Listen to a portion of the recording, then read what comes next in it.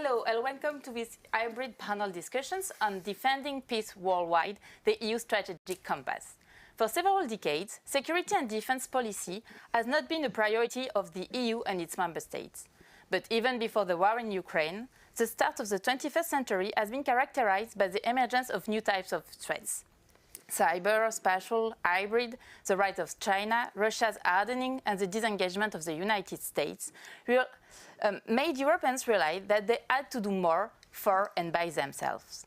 In 2020, the High Representative Josep Borrell and the Commissioner Thierry Breton explained, the area of the conciliatory, if not naive, Europe has come of age. Virtuous soft power is no longer enough in today's world. We need to complement it with a hard power dimension. Time has come for Europe to be able to use its influence to uphold its visions of the world and defend its own interests. The Russian invasion of Ukraine on February 24 was a strong wake-up call. The threats are growing and the cost of inaction is clear. If we don't act now, then when will we? Asked Mr. Borrell a few days after the invasion. In summer 2020, the EU began to work on a flagship document called the Strategic Compass. It was adopted at the end of March 2022 after numerous changes within a month to include a new security situation linked to the Russian invasion of Ukraine. Even if the document is planned to guide the necessary development of the EU security and defense agenda for the next decades, with the invasion of Ukraine, some voices, including Mr. Borrell's one, are already calling for an update. In September, Mr. Borrell said, a real war with conventional means and large movements of troops and weapons on our borders was not the scenario when the strategic compass was drafted. Yes, it's still valid and the actions have to be implemented and developed, but we have already started thinking about how to adapt the strategic compass to the new situation. 8 months after its adoption, where does the strategic compass stand? What did the Russian aggression of Ukraine change in the European Common Security and Defense Policy? To discuss about that today, we have with us Mr. Sven Mikser. You are MEP, you are a member of the European Parliament. You are, among others, Vice Chair of the Delegation for Relations with the NATO Parliamentary Assembly, member of the Committee of Foreign Affairs and the Subcommittee of Security and Defense, and you were also twice Minister of Defense of your country, Estonia, and Minister of Foreign Affairs. Welcome. Mr. Xavi Lopez, you are also member of the European Parliament. You are chair of the delegation to the Euro-Latin American Parliamentary Assembly, member of the Subcommittee of Security and Defense, and substitute in the Committee of Foreign Affairs. You are also rapporteur on the rapid deployment capacity. Welcome. Thanks. Mr. Stijn Mols, you are the head of the Division for Security and Defense Policy at the European External Action Service. As a Belgian diplomat, you were, among other positions, EU CSDP coordinator in The Hague, and before that posted in India, in Japan, and in Bosnia-Herzegovina. It's an honor to have you with us today. Thank you to be here. Pleasure to be here. And last but not least, Mrs. Amrita Yash. You are assistant professor at the Department of Geopolitics and International Relations at Manipal Academy of Higher Education in India. It's nice to have you with us. I don't know if you can see and hear us well. Thank you for having me. Your research interests are, among others, strategic and security issues. Great to have you, really. And I'm Camille Cerise-Gessan, journalist and deputy editor-in-chief at Agence Europe, dealing with foreign and defense policies. I was invited to moderate this debate in a series of webinars organized by the group of the European Socialists and Democrats in the European Parliament as part of the Global Progressive Forum. If you are following us on Facebook, on YouTube, on the website of the Socialists and Democrats, welcome. We also welcome your comments and questions from Facebook or Twitter. You can write your question to us, and I will try to ask the question to our panel. And now I will stop talking. And before starting the discussions, let's take a look at a video from the EEAS, the External Action Service, which explains in more details what the strategic compass is. The European Union has to learn to use the language of power.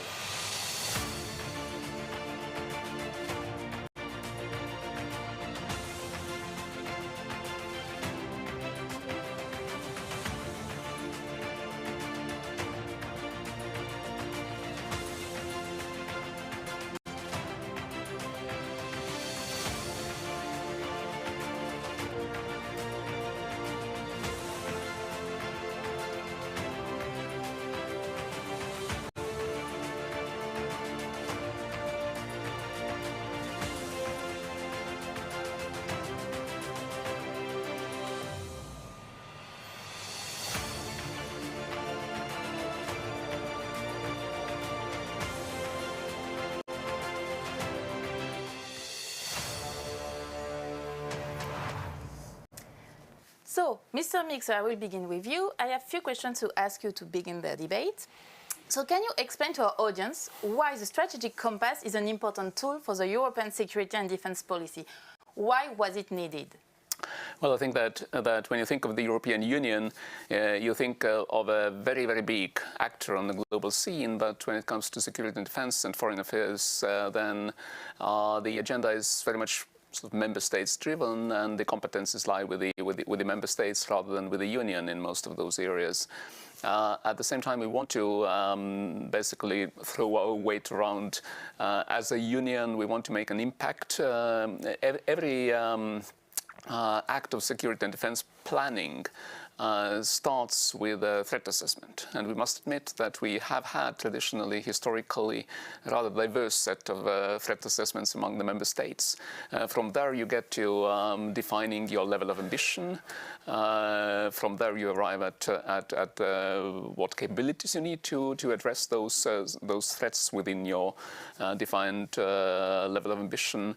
And then you have to provide resources and really produce those capabilities that you need to do that.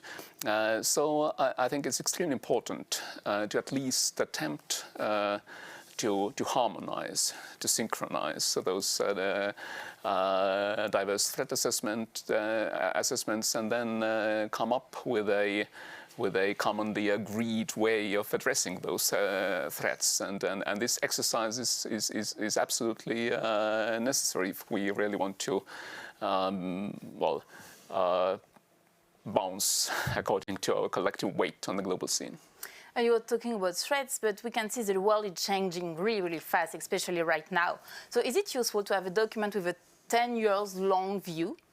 Well, obviously, it's a strategic document, and you have to constantly adjust your sights. So it's not as if we expect the world to remain static over the next 10 years. European Union is a relatively new actor in this area. But when you look at, for example, NATO, NATO has also produced more or less one strategic concept every 10 years, and one of those was adopted in 19, if I'm not mistaken, 1989, 1990, just before the collapse of the Soviet Union. It foresaw NATO's coexisting with a democratizing Soviet Union, which ceased to exist a year later. Yet the strategic concept was there for another 9 years. Then a new strategic concept was adopted in 2000, and the focus of that was basically coexisting or building a relationship or democratizing those post-Soviet newly independent states, or states that had restored their independence, and preparing them for eventual NATO membership perhaps. Then 9/11 happened. Yet we lived with this 2000 strategic concept for another 8-9 years. But what is important is that these strategic plans we make are actually usable, whatever contingency plays out. And I think that when you look at, for example, NATO's strategic concept from 2010, the focus was deployability, usability of NATO forces. And even though we started to wind down the ISAF operation immediately thereafter, the concept of usability, of deployability, of force modernization is still useful even today, and even for the years to come. I think we have to look at the EU strategic compass in a very similar light. And the EU is talking a lot about strategic autonomy of the EU. It was a big thing the last month. Everybody is talking about that. How this strategic compact is contributing to the strategic autonomy of the EU?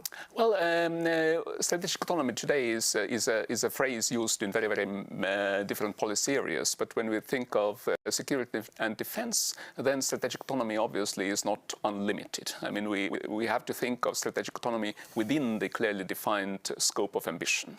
And basically what it means is that if we say that the European Union should be able to run certain types of missions for a certain period of time in a certain geographical area, then we will have to be able to do that without external actors, third countries, providing critical enablers or capabilities. That's what I mean by strategic autonomy within the policy area of security and defense. Thank you very much. Now, Mr. Lopez, I will ask you a few questions too. We were saying the strategic compass was still for months from 2020, but with the war in Ukraine, everything changed at the last moment.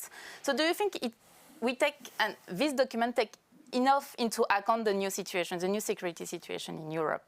And do you think it would have been better to wait a bit to adopt it and taking more into consideration the situation in Ukraine?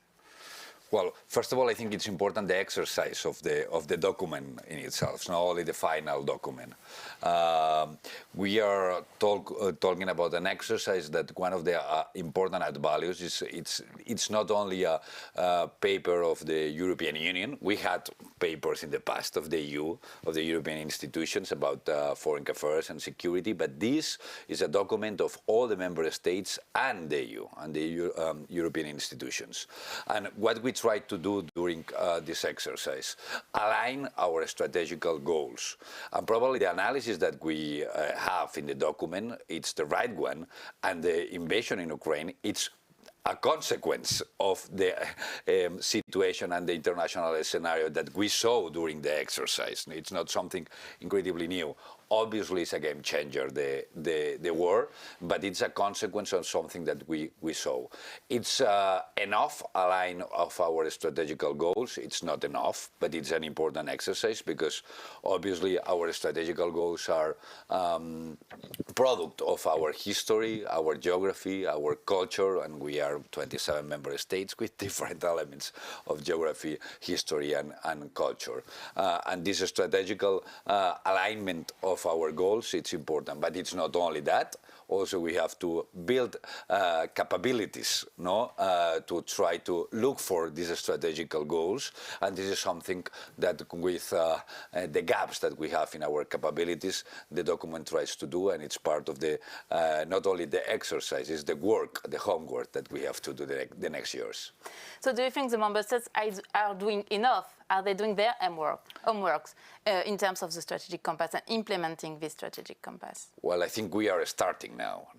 Probably the first steps was during the last months the answer of the European institutions to the war in Iraq. And to be honest, I think we as Europeans, we should be proud about how we, in a really difficult situation, in an exceptional situation, we, under unity and cohesion, we learn to face an existential threat. That this is what is happening in Ukraine.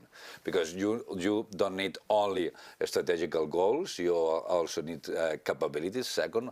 Third, you need a framework of decision that is functional, and to be honest, sometimes in security and foreign policy it doesn't seem that it's a functional framework of decision, the EU, always unanimity and so on, and we made like sanctions, different several rounds of sanctions and difficult decisions. And the fourth element that is really important is try to learn how to assume the cost of your strategical goals.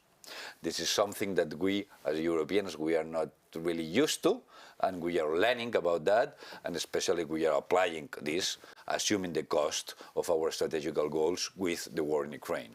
Can you explain a little bit more what do you mean by assuming the cost of the strategic goals, just to be clear with our audience? Yeah, like it's try to avoid this only mercantilist view about our foreign policy, for example.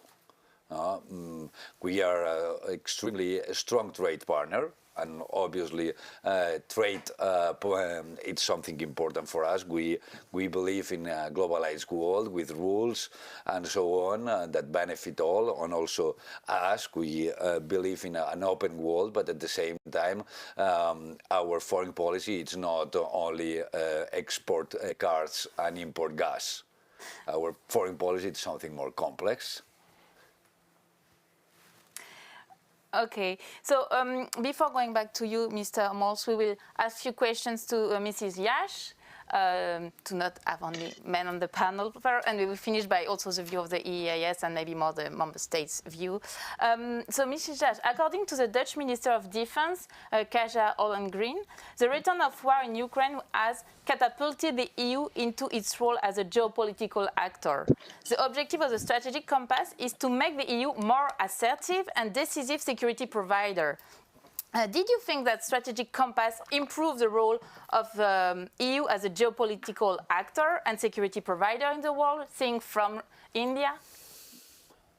Thank you very much for that question. And indeed, as we watch from Asia and particularly from India, as I went through this report, the Strategy Compass, it does better positions EU as a security provider in the region. And what I see is there is a global perception also involved, how EU can play a significant role, and it's also a need of the hour. But what I would like to highlight is when we see Russia-Ukraine war, there's a greater engagement in terms of US as a front runner or NATO. So that's where EU's role as equivalent to that needs to be matched up. Why I'm saying so, because geographically, the Russia-Ukraine war is a greater concern for European countries than that of countries of which are not sharing any kind of geographical proximity. So definitely, this strategy compass is a value-added document uh, with a long-term vision. But as the previous speaker said, that the security situation is always in flux, so it will be, it needs to be revamped over time and not just kept with a very insular look. So, on that note, I would like to submit my opinion. And do you think this strategic compass is focusing too much on Russia and not enough, for example, in China? We can see that the strategic concept from NATO is focusing on Russia and on China, but the EU strategic compass is focusing more on Russia. Yes, because automatically Russia becomes the key or immediate focal point for EU in the current circumstances, as well as if one goes historically.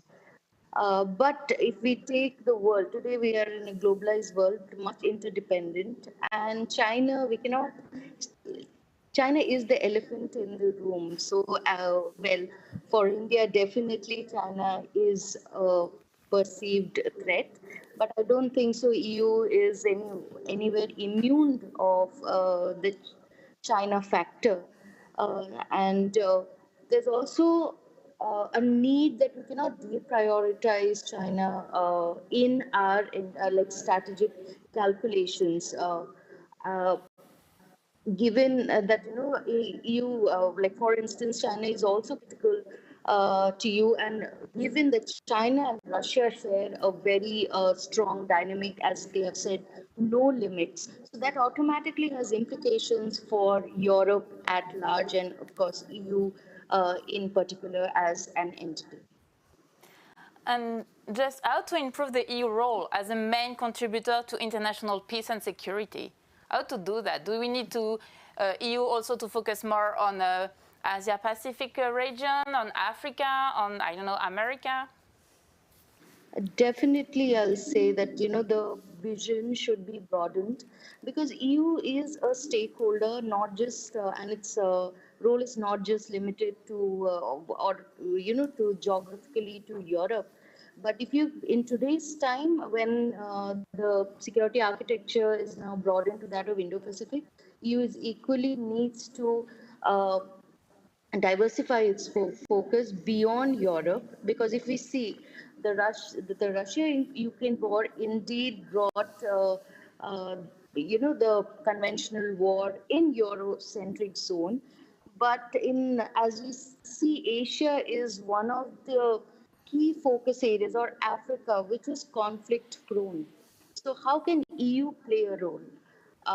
Definitely, it requires you to expand its vision. And I will say not just in terms of defense building, but the role can also be seen in terms of being a mitigator, a negotiator. So this also adds to the dimension. So we just cannot see a role in terms of as a force multiplier, but a peacemaker always makes that a critical difference or a value addition. Thank you very much. So last but not least, Mr. Moles.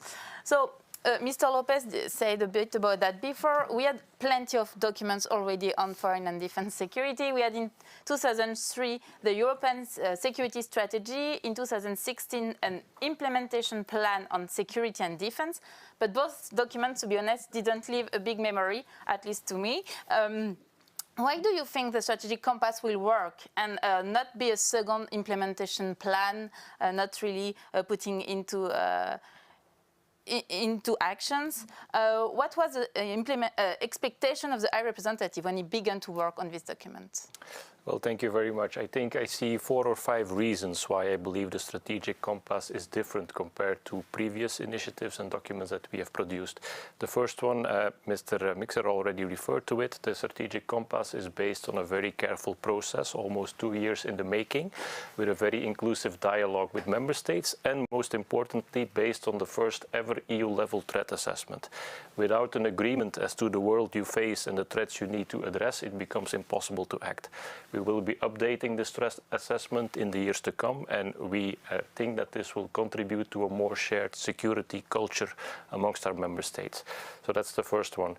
The second, as referred to by Mr. Lopez, this is very much a member states-led and owned process and product. This is not Mr. Borrell who has come up with the document. This document was negotiated line by line with our member states, and it's a joint ownership, European Commission, European Defence Agency, EEAS, heads of state and government, ministers of defense, ministers of foreign affairs. I think in terms of ownership and joint responsibility, it doesn't get much better than that.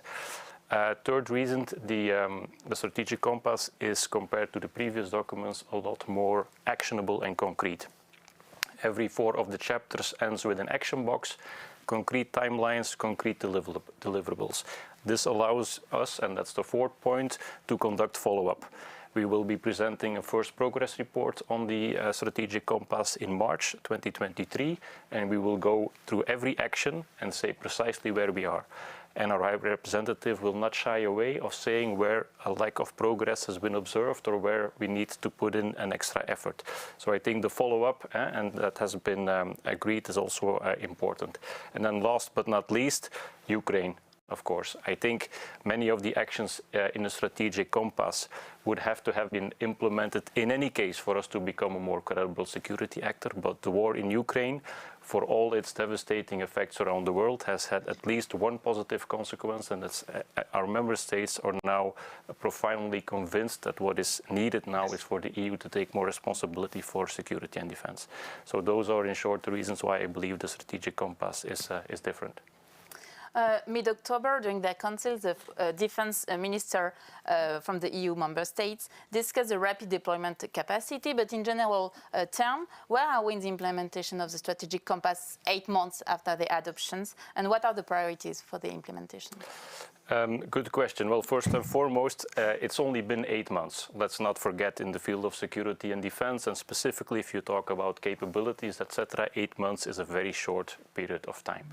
I think all in all, if you take an honest look at the actions foreseen in the compass, we have made progress across the board. When it comes to Article 44, we have agreed on practical modalities. We have exercised Article 42.7, which is the mutual assistance clause. We have made progress. Only on the 10th of November, we have published 2 important new joint communications, one on cyber defense, one on military mobility. We have progressed on developing our hybrid toolbox, which is also important in the current context. We have created an innovation hub within the European Defence Agency. But I think most importantly, after the strategic compass, first in just before the strategic compass in the Versailles informal summit, but then in May, we have adopted a joint communication on defense investment gaps. And this is really the new work strand that has been added after the strategic compass. We are now looking for the first time into joint procurement of urgently required capabilities at EU level. This is another groundbreaking initiative, I think, that has followed the strategic compass. We are currently negotiating within the Council so-called IDIRPA, a short-term instrument to incentivize joint procurement between our member states. This will very soon reach the European Parliament, and of course, once this instrument is operational, I think it can make a difference. There's a lot more to come. In March next year, as I said, we will present a progress report. We will adopt a new maritime security strategy. Space strategy for security and defense is upcoming. We are also working on a new document on climate security and defense. So all in all, a lot remains to be done. And of course, many of the documents we have produced now or strategies, they will need to be implemented. I'm well aware of that. But again, it's been 8 months, and I think across the board we can be reasonably confident that implementation is on track. Yeah, but as we said, it's a document for 10 years old, long, but at the same time we are in time of war, so we have to go fast. Shouldn't go faster to implement all these new strategies and new documents, new communication, and so on? Well, I think we have to find the good balance between speed and quality, of course. We have always said the strategic compass has a lifespan of 5 to 10 years. Now, if you look into the document, I think there is a total of 81 actions identified, none of them beyond 2025, so that's not 10 years, that's less than 5. And over half of these actions need to be implemented either in 2022 or in 2023. So I think there is a lot of front-loading in the actions of the strategic compass, and the document itself already indicates that we aim to implement, in fact, all actions identified by 2025. Thanks.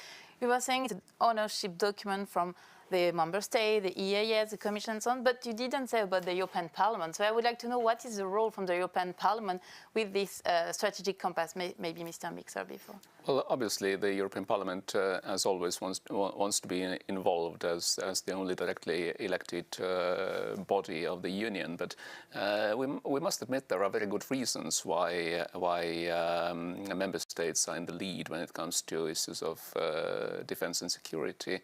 And obviously, in all the member states, security policy remains a very big attribute of national sovereignty. So I think that we should not get carried away by this sort of interinstitutional jealousy here. I think what is important is that we end up on the same page when it comes to the threat assessment, capability requirements, and that we really come up with the necessary resources, both financial but also when it comes to capabilities to tackle those challenges that we have jointly identified. So obviously, I mean, there's a lot to be done by pooling together our resources and doing things like joint procurement and joint capability development. But I think it's we should be, in the end, we should be result oriented rather than sort of have these debates as to which institutions should sit at which end of the table. Yeah, please. Well, if you allow me to chip in on that, of course, I fully support. And I think from our side, of course, we're doing our best to interact as much as possible with the European Parliament. And in fact, it's very useful for us. But of course, let's not forget, the European Parliament has the power of the purse.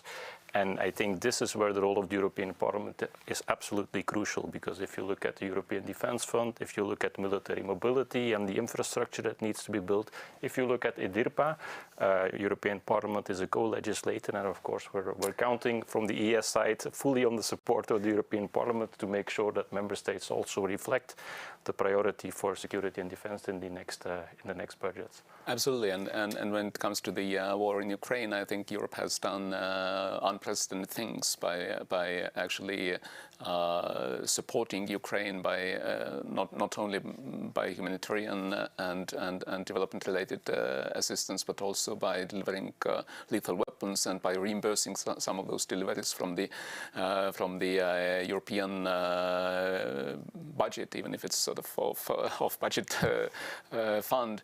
But we should not forget that when it comes to the collective bang, then a majority of the defense budget comes from national parliaments, national governments. So it's what we do on the European level is actually a rather small part of the collective defense expenditure of the Union. And Mr. Lopez, you are the rapporteur for the rapid deployment capacity. Can you explain a bit what is a rapid deployment capacity and what's your role as a rapporteur? Well, this is one of the operational items or tools that probably we will have work in the next years.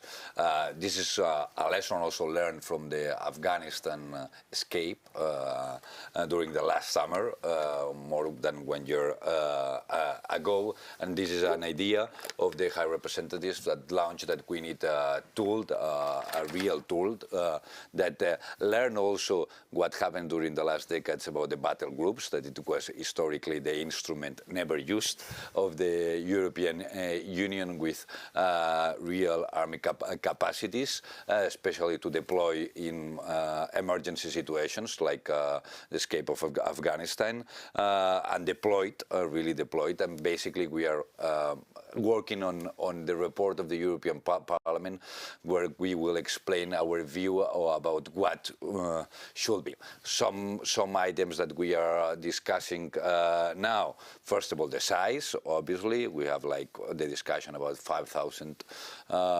members, people, or more, 7,000, 10,000. Also, the permanent body unified here.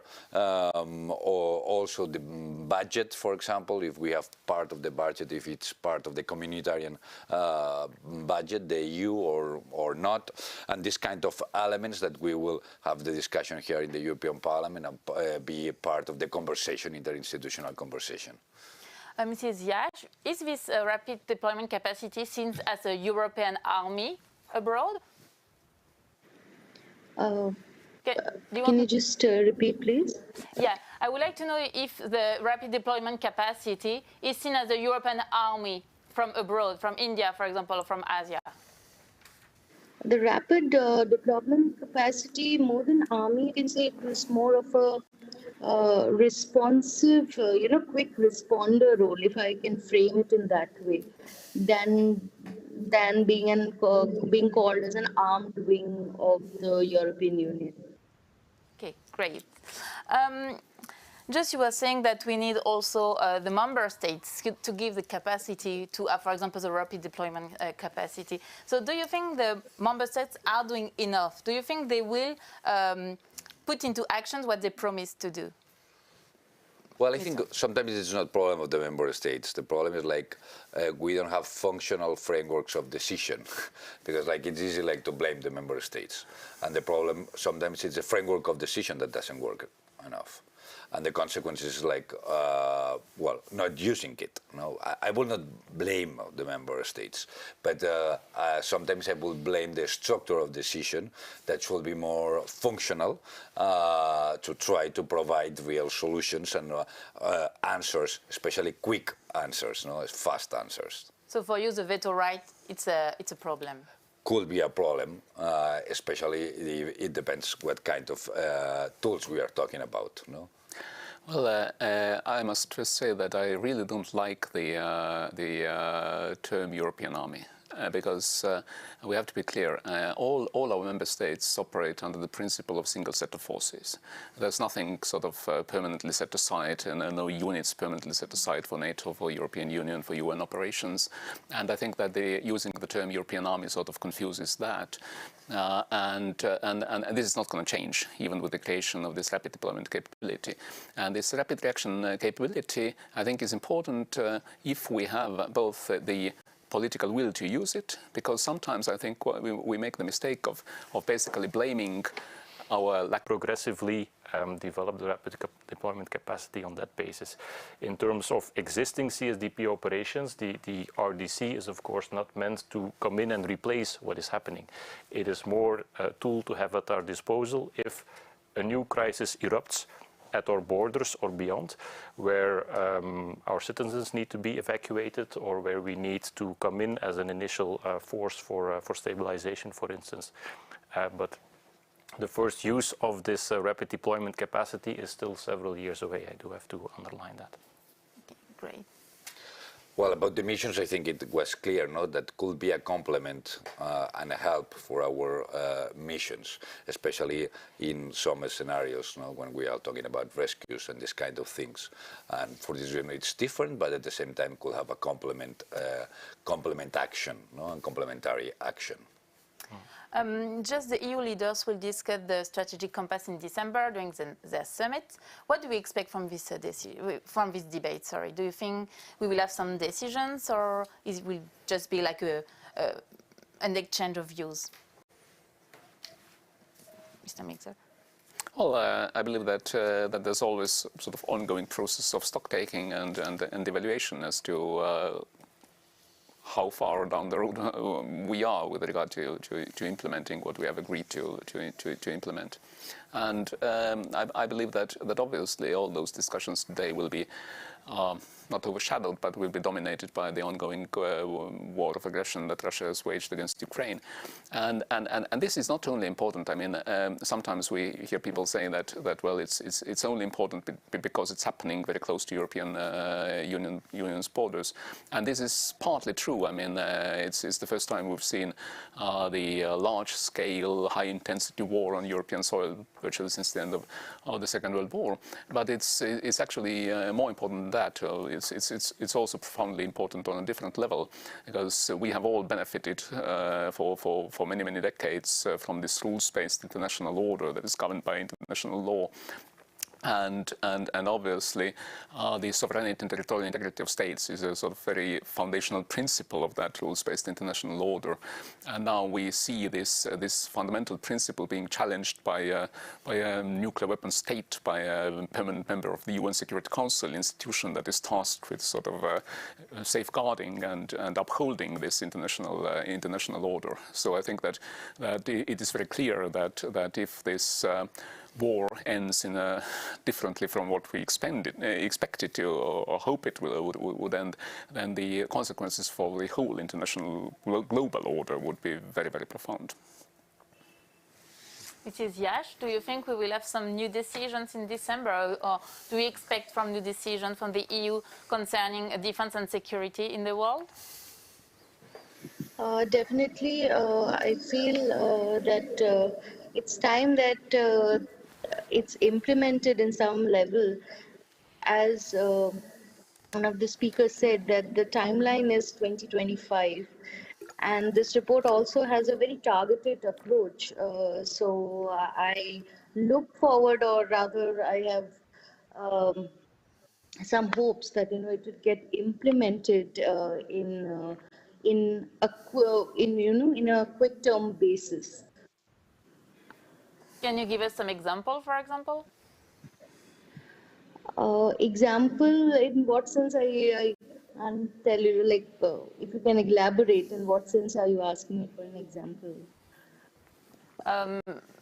Do you think that we have to decide faster on some issues? For example, we are talking about the rapid deployment capacity. Do you think 2025 is realistic, or we have to decide before, or it will be longer? And also about military mobility. It's a big issue right now in Europe, especially with the war in Ukraine. Do you think we have to go faster on this subject too? Yes, because time is of essence now, and what I would like to throw some light upon is that this Russia-Ukraine crisis has brought to surface the threat of conventional warfare. We, as as a globe at large, we got too succumbed with information warfare or cyber warfare. But what we are witnessing right now is conventional warfare in its 21st century form. So indeed, Europe and EU in particular needs to buckle up and specifically come up with some policy prescription in terms of how do you see this threat evolving. The Russia-Ukraine war, no one expected that it would stretch this far, but it is almost going to be a year now. So it's already, time has been lost, and I think the time is of essence. So you should put up some action plan at the earliest, rather than 2025.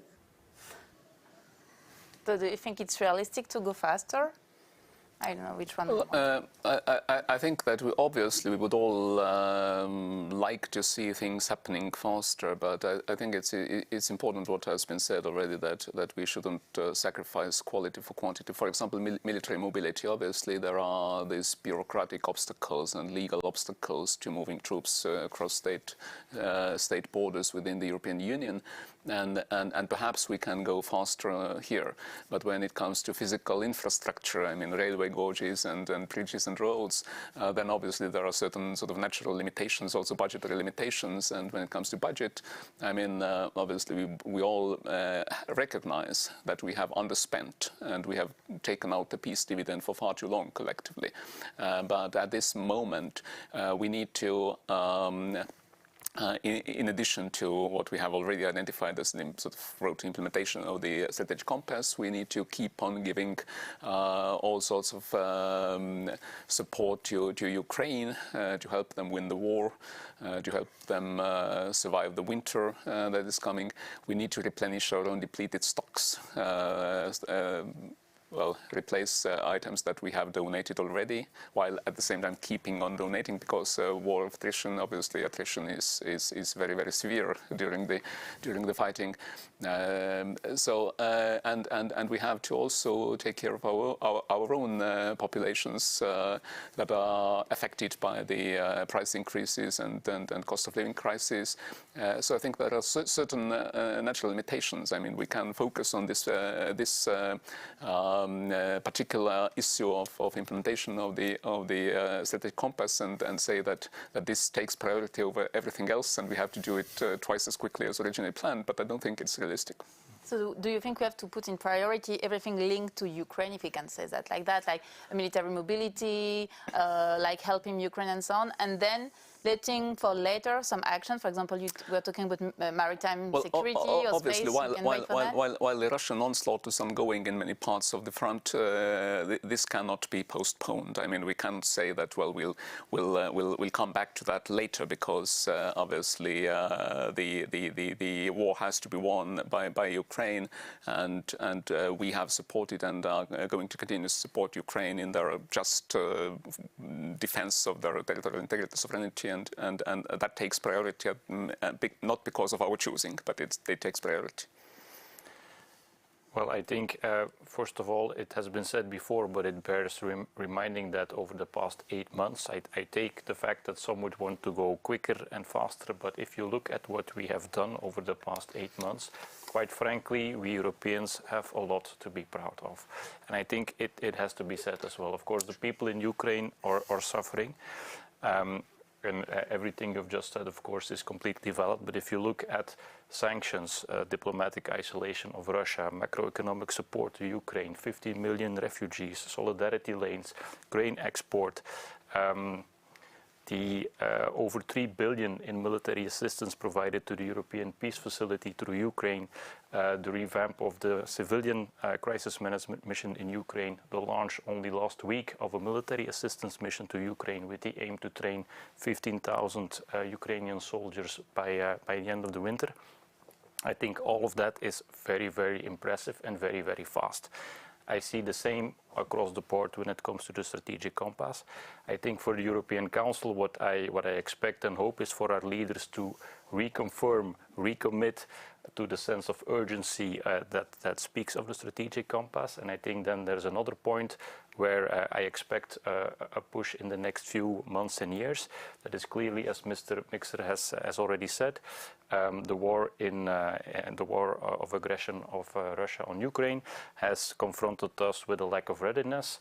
It has depleted our stocks. Our stocks were already low, and what we have donated a great deal to Ukraine, and we need to replenish our stocks to restore our readiness. And we are very, very rapidly reaching the limits of industrial capacity in Europe to deal with this. And so the big long-term effort that we need to start right now, and we have the opportunity because defense budgets are rising for the first time in years, is to use this opportunity of increased budget to spend more and better together. And we need to spend more and better together in order to enhance the European defense industrial and technological base, because I think that is absolutely crucial in the years ahead. Do you want to comment? Well, I think it's clear that we have to combine our strategical goals and our projects in a long term. The building, like we are trying to talk about to be a real independent actor of geopolitical actor, no, with capabilities and strategies and alliance. This is the discussion about the strategical compass, and this is, to be honest, it's not a discussion about 2025 or 2024. And at the same time, we have priorities now for the next years, and our main priority, because it should be the main priority, because it's the main threat to a world-based rules order, the war in Ukraine, and how to help Ukrainians facing the existential threat that they are facing with the aggression, the war of aggression of Russia. And then combine both things, and at the same time, thinking especially in how to advance step by step, move forward, and this is what I think we have the feeling that we are doing during this year, especially in this dimension, security, defense and foreign affairs policy of the EU. Great. We have a question from someone on Facebook. It's June Oker, who asks, why does peace always need weapons of mass destruction? Mrs. Yash, please. Well, there are two ways of looking at peace by peace and peace by war. But we often historically have chosen peace by war as an option. Because that we believe, in quick fixes, and we think that peace by war can bring at that instant solution. And piece by piece comes with a lot of patience, because it needs that idea towards changing the mindset of the opponent, and that's where it got tricky. Do we have so much time is the question, and therefore war is always seen as a viable option over choosing peace. That's where I see the idea. Thanks. For the two MEPs, the EU is a peace project. So what do you think about this question? Do we need weapons of mass destruction for having peace? Well, the EU obviously does not have nuclear weapons. One of our member states has its own autonomous strategic nuclear deterrent, and obviously our transatlantic allies in the US have nuclear capability, and they have a limited stock of non-strategic nuclear weapons, which form the NATO nuclear deterrent. I don't think that by definition peace needs weapons of mass destruction. That's definitely not the case. But I would like to repeat what some NATO leaders have said in the past, that as long as there are nuclear weapons in the world, NATO needs to remain a nuclear alliance. And it is true that we definitely do not want to see a situation whereby the last remaining nuclear weapons in the world would be either illegal nuclear weapons or nuclear weapons in the hands of non-democratic totalitarian regimes. So I think that obviously we should strive towards nuclear non-proliferation, nuclear disarmament. But this will have to be a reciprocal and rational process that would really reduce the overall threat of nuclear Armageddon globally. Well, I share it, and at the same time, I support and we support all the efforts of denuclearize, the conversation, and especially all the tools through treaties that we have to control arms and especially nuclear powers. And this is something that we made during the last decades, and we will continue doing this goal. And it's really unfortunate that we've seen the sort of gradual erosion of this, especially in nuclear arms control treaty base, much of which actually came around as bilateral arrangements between the two large nuclear powers of the Cold War. And Mr. Morse, when Mr. Borrell said we need to go from soft power to hard power, does it mean also to have more arms, like normal one? Of course, we need more capabilities. I think that is the unfortunate lesson of the war in Ukraine. As a student of Latin, I was taught that if you want peace, prepare for war. And I think that's a lesson that we unfortunately may have lost track of in the last few years, and we have now brutally been confronted with the fact that some adversaries are only deterred if you are yourself in a position of strength. And on the military side of things, we are currently not in a position of strength. And I think this obviously requires capabilities. No weapons of mass destruction. The European Union nor its member states, save for one, have weapons of mass destruction.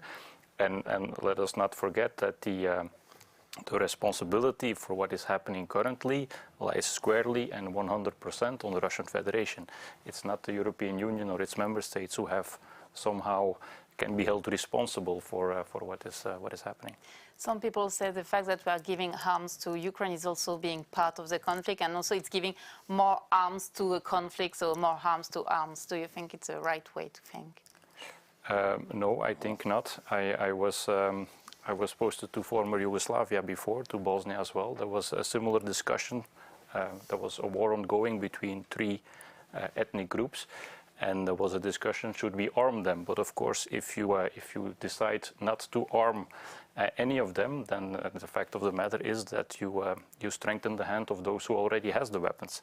And so I think what we're doing in Ukraine is helping its legitimate right of self-defense. We're not waging a war of aggression on Russia.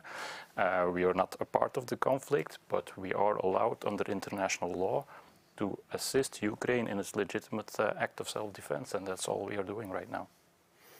Yeah, I completely agree. I think that if we choose inaction and say that we don't want to support Ukraine in the just defense of the country, that makes us complicit, obviously, in some of the atrocities committed by the Russians in Ukraine. So I think we absolutely need to continue to support Ukraine as long as this war goes on.